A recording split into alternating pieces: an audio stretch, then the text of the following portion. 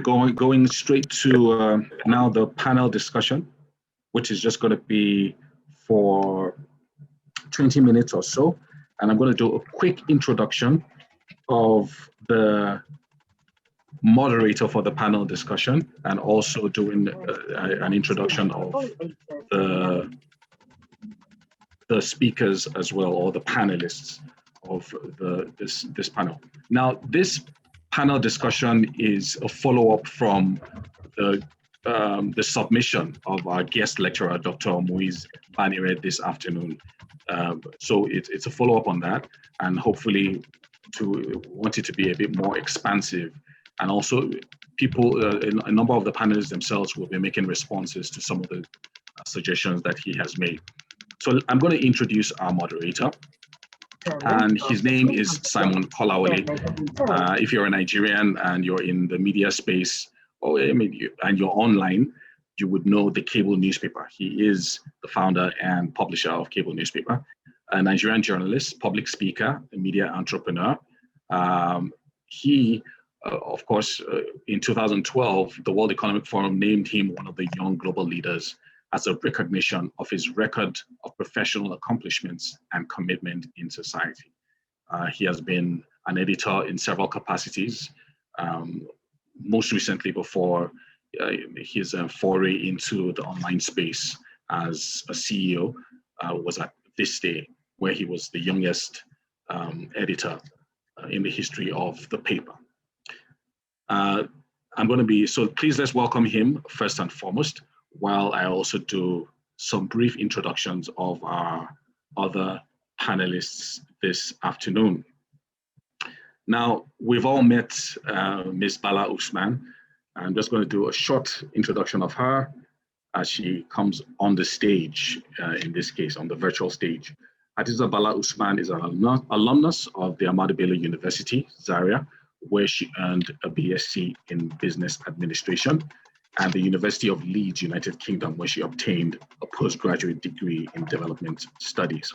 Before her appointment as the first female managing director of the Nigerian Ports Authority, she worked at the Bureau of Public Enterprises, BPE, after which she was hired by the UNDP for the FCT administration as an assistant to the Minister of Project Implementation. She is a receiver of many awards in the areas of governance, girl-child education, and women emancipation. Ms. Bala Usman is passionate about good governance and social justice in Nigeria. Let's welcome to the virtual stage, Ms. Hadiza Bala Usman. Thank you so much for joining us this afternoon, ma'am. Next, we have Honorable Shina Pella. Thank you so much again, sir, for joining us this afternoon. He is the Ayedero of Yoruba land. His profile is quite long, and he's quite prolific, as it were. He sits on the board of several companies and subsidiaries like Aquila Building and Projects Limited, Aquila Oil and Gas Limited, Aquila Global Resources Limited, Aquila Records, and a number of other companies. He's a consummate businessman and entrepreneur with more than 20 years leadership and management experience. He holds a bachelor's degree in chemical engineering from Lautech and a master's degree in business administration. He's also a philanthropist and a winner of several awards and recognition, both home and abroad. He played a crucial role in supporting the media industry in Nigeria and was awarded by the Nigerian Union of Journalists, Oyo State, as a pillar of support and the most media-friendly member of the House of Reps. He's got a solid CV, and we are grateful that he's joining us this afternoon. Thank you so much, sir. So that basically is what our panel is looking like.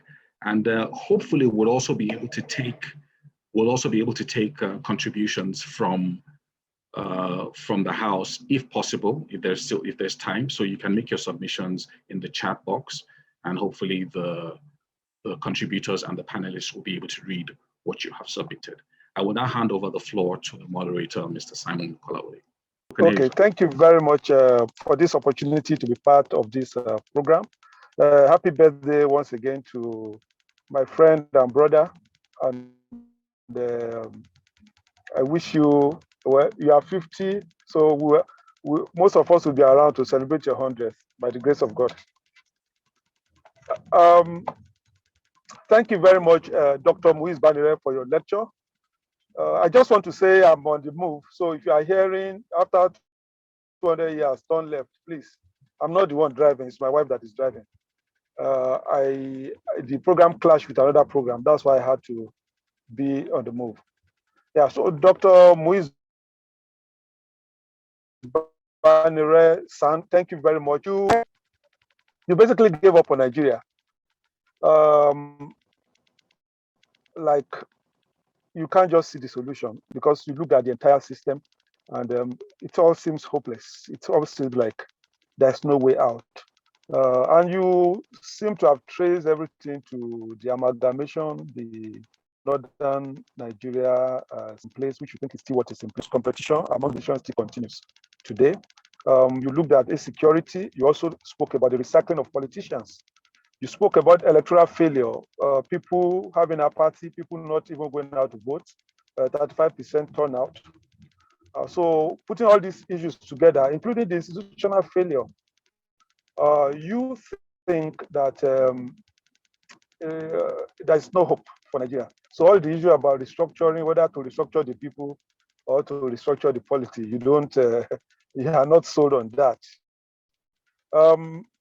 The first person I will call to discuss your paper briefly, and because of the situation we have found ourselves, we are completely out of time. So I will give him just 5-6 minutes to give us his point. I normally would have called up Hajia Adiza first because I prefer ladies first. Honorable Shina Pella is actually not in a very good state right now, so we want him to quickly talk. He's not been feeling fine, as he told us. So the first question I'm going to fire is at him. Dr. Muiz Banire said fixing Nigeria has become an imperative that we cannot avoid. Do you have hope that 2023 can begin the process of fixing the country, fixing the unfixable? Thank you.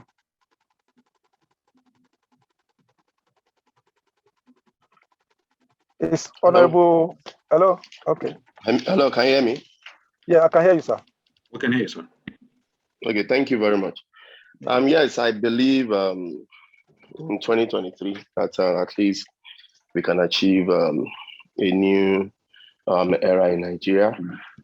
Basically, because I believe that without politics, there is no Nigeria. So Nigeria politics is like the basis, of where the economy of the country sits on. And in 2023 marks an opportunity where we will not have an incumbent president at the polls. And, like they say, the farmer, if you want to farm, there's a time that you farm and there's a time that you harvest. The farmer farms when he knows that at least he's expecting rain. So by so doing, if we believe so much, that we have a country with enormous resources, both human and natural resources, I believe that it is at this time that we can be able to do this. But we can't do this we cannot achieve this without preparing. And the only way that we need to prepare is, first of all, to identify the opportunity that we have in the system, and which is actually having an opportunity to strengthen institutions other than working on strengthening individuals. Because if you look at what is happening in Nigeria today, you will see that we're suffering from a lot of structural defects. And although I'm not feeling too well, so I wasn't paying full attention to my brother, Dr. Muiz Banire, when he was delivering the speech. But what I can pick up, from his lecture is there are two basic areas that we need to focus on, which is the human character as a challenge, of the people, that is between the leaders and the followers. How do we identify our leaders? If you go back to history, and when you look at leadership, the philosophy of leadership, some people believe that leadership is made, by physical presence. There is a great philosopher called Plato, and believe that leadership is by strength. And some believe that leadership can be identified through qualities and virtues in people.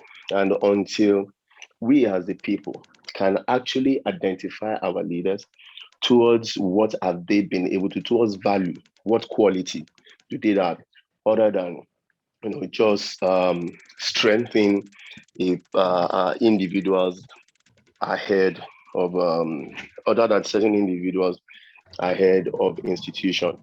And we have examples to learn from.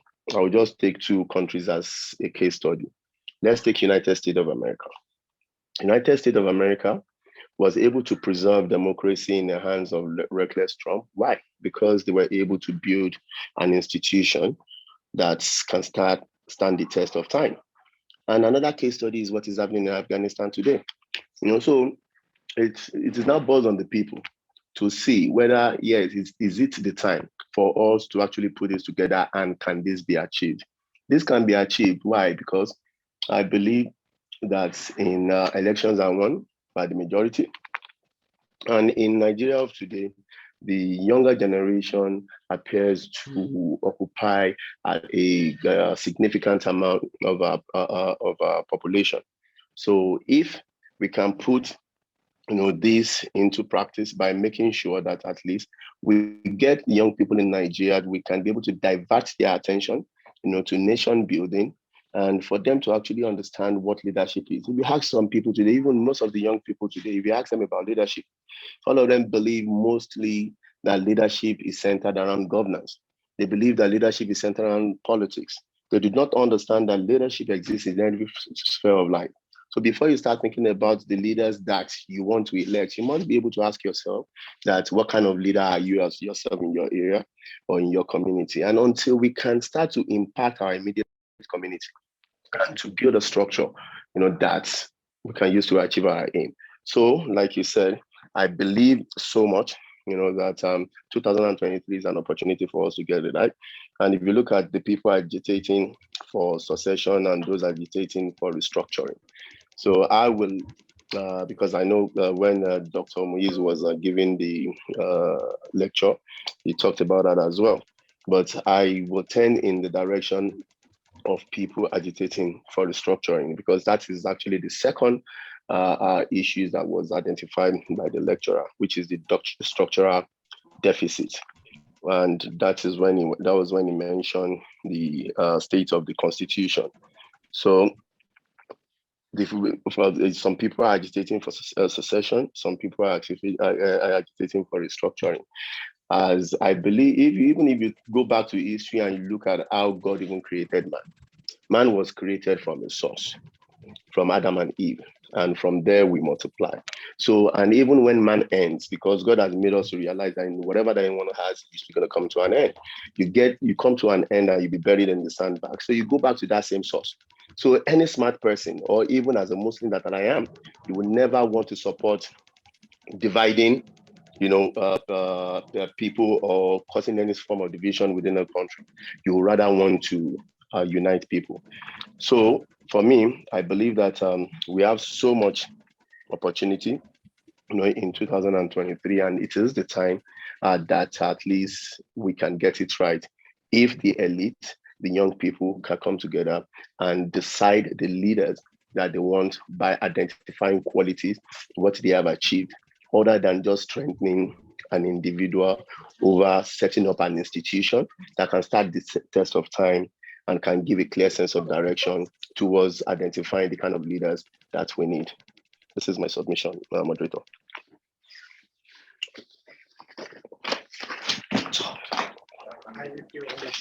Thank you, Bella. I think you have raised my spirit.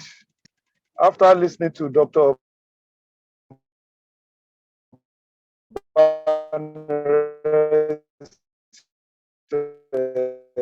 speech, I was a bit down because this thing that no matter what, who has seen it all,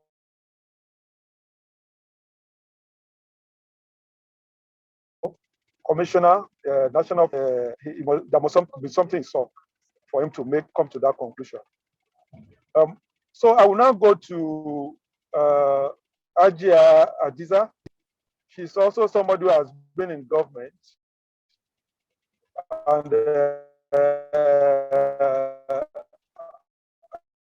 she can also claim to have BP, the MPA, part of the Bring Back Our Girls movement. So the question I would like to ask her is, from what you have seen, do you think Nigeria can be fixed? And this is not just about optimism, but in practical terms, do you think Nigeria can be fixed with what you have seen being in government? Thank you very much, Simon, for throwing that question at me. You should have given me Honorable Shina's question. That would have been a more interesting political question. Now you're talking to me about governance and if we can do it. Dr. Muiz, I appreciate your detailed submission. It's really stimulated me into thinking on lots of issues. And I would like to look at some of the areas that you have highlighted, also recognizing and delving into the question that Simon threw at me. I believe that we can get it right. I believe that Nigeria can be reformed. I believe that it's a possibility, but it requires all people with competence and capacity being in government, driving the reforms that are needed. It needs courage, it needs conviction, it needs a little bit of a crazy in someone to drive Nigeria to where it is. And I think that can be done with the right leadership. Looking at the selection process, Dr. Muiz has done a chronology of issues around reforming Nigeria, stemming from the amalgamation as he referenced, saying that he will, looking at the history, how the North and the South, some of the justifications around the economic considerations of merging Nigeria into one. These are areas, of course, that there might be different understanding of the narrative as it relates to why Nigeria was put together regarding economic considerations of a dependency across each of the regions.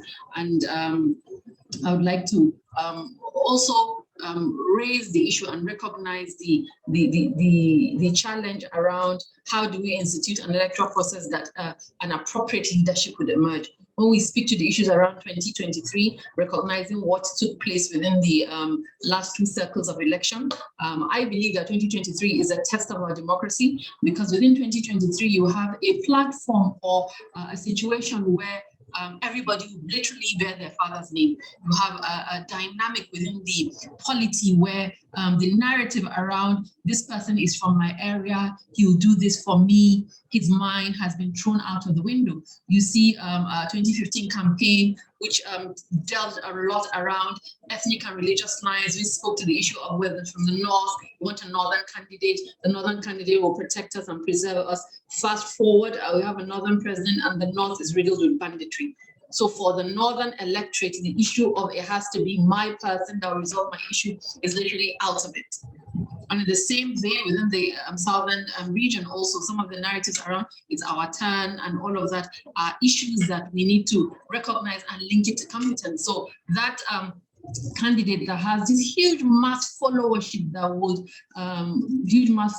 which is typically around religious, ethnic, and some parochial issues, is not there at all for 2023. So it will be driven along the lines of what it is that you can do to reform Nigeria, what it is that you can bring to the table that will be different from what we've seen in the last electoral cycles. And I also want to delve on all armchair politicians, looking at the voter apathy, the way people don't turn out for elections, commentators vis-a-vis the actual people that vote. You wonder you know what that's about. It speaks to all the armchair politicians that sit and have all manners of narrations and explanations, but on the day of the election, they don't know where the polling booth is, they don't know who, as Dr. May said, you know your councillor, you know your chairman, you don't know anything, but you're quick to judge and quick to make commentary when you don't go in there and participate. And the political and process and the political circle requires for everybody to join in. You need like minds to be dominant in a political space to enable you have the reforms you want. You want your constitution amended, you need more like-minded people that understand what a constitution should be. When the population around the political space is gathered with people that lack intellectual content, so how are they going to do the review of the constitution? Or what way are they going to provide that reform that we so want? So we need to recognize the need to, if you have an interest in reform, you have an interest in changing in governance, you need to actively participate in political activities to enable you choose your leader. And I'll always reference the fact that being in a political space doesn't mean you have to contest for office. Not everybody wants to run for office, but there are other ways you can participate and contest in and participate in a political process without being a candidate. In so doing, we can define ideologies of political parties. What does this political party stand for? Is it just an electoral platform? When you see people moving from one political party to the other without any differential in ideology, literally speaking, that there are no ideologies, it's just an electoral platform to win an election. So these are some of the discuss that we need to sort of bring to the table and solidify by having like-minded people within a political space that will define ideology of a party, sustain that ideology, and actualize and concretize it. That way, if you're in this party, these are your ideologies, what you believe in. So across the board, when issues around restructuring are raised, issues around certain provisions within bills, issues around review of constitution, you know where you stand. So it's important for us as a people to solidly understand what it means to participate in politics and what it means not to participate, as it speaks to the emergence of leadership, emergence of the trajectory where our country goes to. You can't keep commenting on the trajectory of where things go to. You're concerned about the BGC, the central bank, and issue, but you don't go and vote. It's the people that when you vote, there's a sense that your vote don't count. There's a sense that the electoral process doesn't recognize it, but you need to get in there to change that electoral process. You need to get in there to be part of those that have been elected to National Assembly, State Assembly, that would now challenge and question some of the things that are happening within our reform process. I've also noted the issue of citizens' accountability. That's also an important aspect of Dr. Mee's paper, where he raised the idea around having citizens hold government accountable and hold governance accountable. This is very important. What we see here in certain instances is that citizen accountability become opposition politics, whereby the only reason why you're a citizen advocate is because you're not in government.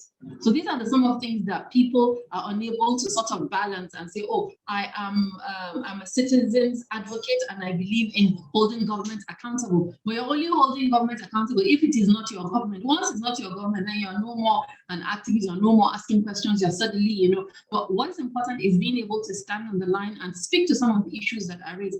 I advocated for the Chibok girls when they were abducted. Fast forward, I was appointed as chief of staff. I wear my badge all the time. MBA, I did the same. I go for a meeting with the president with my badge. He points at it and say, oh, you're still on this? And I say, yes, I am. Abduction of kids in Zamfara, I tweeted about it. Abduction of kids in. So some of the people project that, oh, you were suspended because you were tweeting about abduction of children, you were doing all of that. But the point is that you need to be consistent in who you are. You need to be consistent in your citizen advocacy, not tying it to the fact that, oh, it's only when my government is not in power that I'm suddenly an advocate and I'm suddenly able to speak to issues that require the government's attention. There's also a critical point that was raised, which is around the breakdown of values in a society, whereby you have lack of moral compass within the scope of the society, where anything that speaks to having monetary enhancement is it. That is one of the core challenges that we have within a society where money from nowhere are celebrated. People with no moral at all are being recognized as role models. So these are some of the things that we need to step back within ourselves as a people and look at what it is that we need to do to reinvent what we had. We all knew what it was like for us to recognize morality, values within the community, know what is right from wrong. People that have done wrong are even hiding themselves in shame. But now it's all about you coming out there and just say, I've arrived. I have X million, and it doesn't matter where it's coming from. And the younger generation are quick to jump and applaud and celebrate you for nothing, celebrate nothingness. And these are some of the things that we need to do to sort of steer our society back to us, steer our society back to where it was. And a lot of times the younger generation always throw it back and say that, oh, we're not, what we know is, oh, what are we going to eat? There's no employment for us. There are all of these things that there is. But nevertheless, the core issue about the people having that moral compass is critical to what it is we can achieve within the governance structure, within the reform that is needed to put our country to where it is. So these are my little contribution to the question Simon asked me, and also delving into the excellent paper submitted by Mies.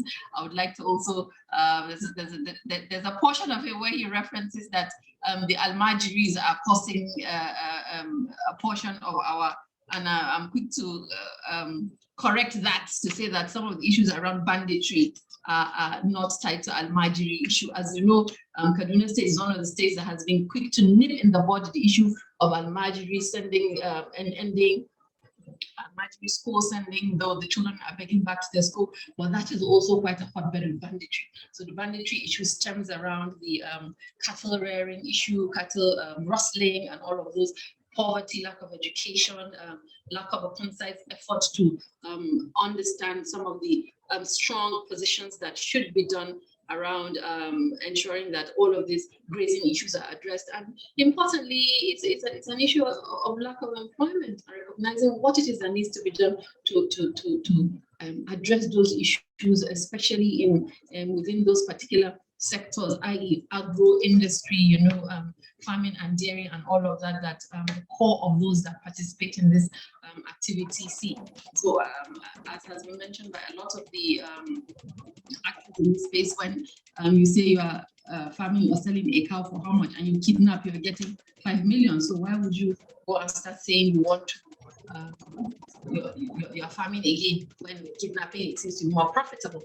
So we need to be, as a government, we need to be very strong, decisive actions around security, which is why I also speak to that 2023 as a defining factor in our democracy, because nobody is now looking at, oh, he's from my town and he will save Nigeria. It's gone beyond that. There's some sort of awareness that has been brought about by the attendant challenge, security, economic challenge that we have, that has opened our minds to the fact that all these parochial, religious, ethnic sentiments are not what will get us to where we are.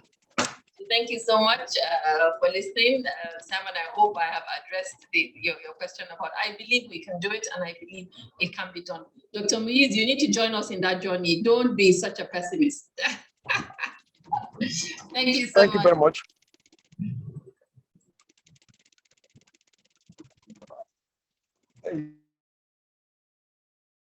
Yes. Thanks for your contribution. Quite stimulating. Participation of women in politics is very important. You have taken it as a cause with which you are championing. And I think it's something that all of us must get on board.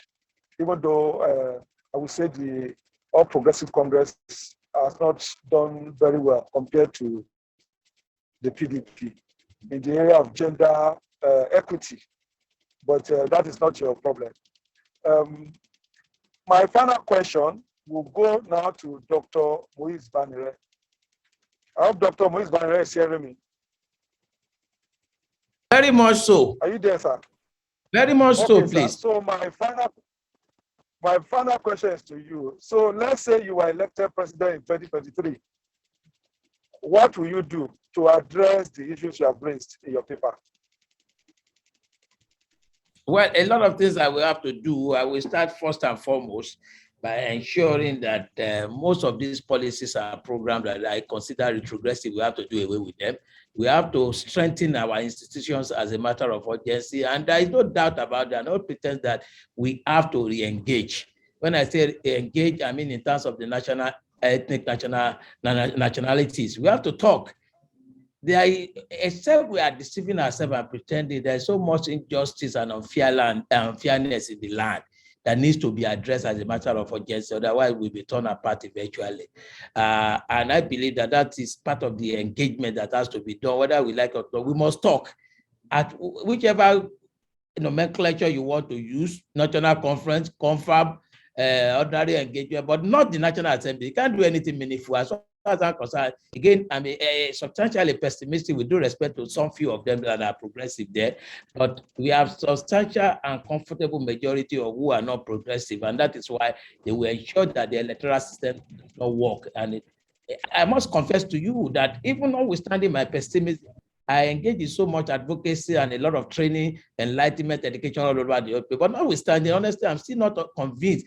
If only what Adisa has said is possible, we have been able to be on the path of recovery. But the truth of the matter is, I don't know how much he's doing in the northern part of the country, and I don't know how much is having us check with us across the various network platform of the true progressive in terms of changing the narrative. But the truth of the matter is that often now that I'm talking to you, most of the electorate, majority of them are still largely vulnerable.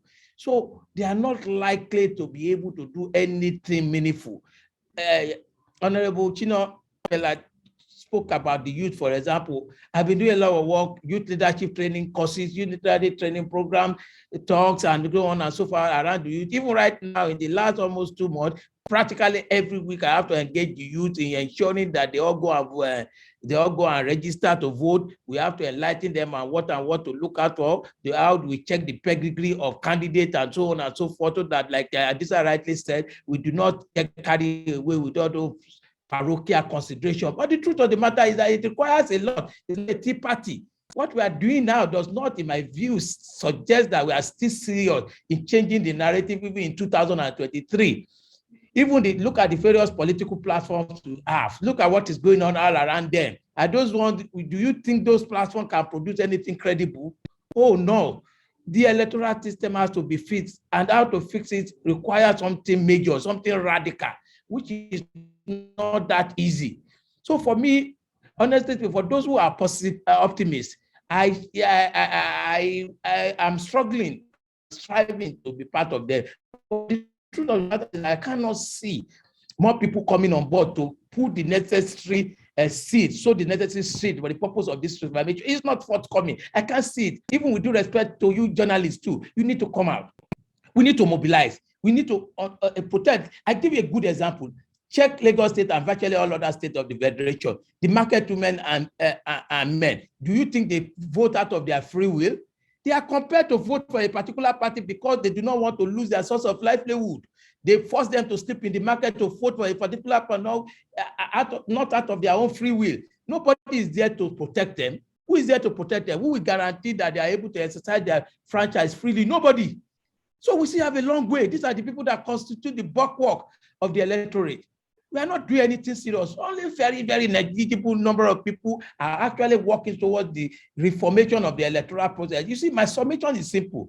Except we are able to change the electoral process, which is very, very remote, because those who will change are the people that are presently the beneficiaries of that process. We are not likely to go anywhere. So for me, the only way, barring divine intervention, is for the elites particularly to wake up and let us, all of us, gather, share responsibility towards ensuring what Adisa said, that change the narrative in terms of the way things are done. And that is me. So for me, I come in, all those things, we have to re-engage, we have to talk, you have to change a lot of institutions, we have to strengthen them. Even the structure of governance has to change. What we are running now is not the best for us. I saw somebody on the chat who is correct, who said America, as big as America is, 15 secretaries, Nigeria 42. How? Why? Somebody must just come somewhere for the purpose of coming. I must be paid. I must enjoy. Oh God, please. I wish, please, I still want to be convinced that there is hope, please. Thank you.